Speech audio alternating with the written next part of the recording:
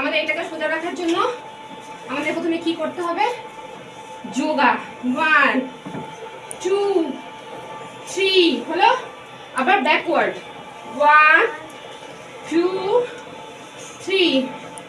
যে কোনো করার কিছু আগে ব্রেথ মানে শ্বাস ইন এন্ড শ্বাস আউট মানে ব্রেথ আউট 3 বার বা 10 বার যতটা আমরা নিতে পারবো তত আমাদের জন্য মনটা স্থির হবে যে কোনো কিছু করার জন্য।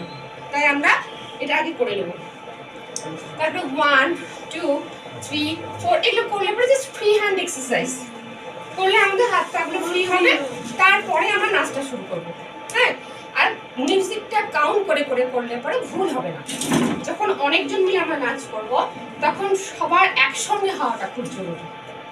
তাই জন্য প্রথমে আগে হাত দাও, প্রথমে 1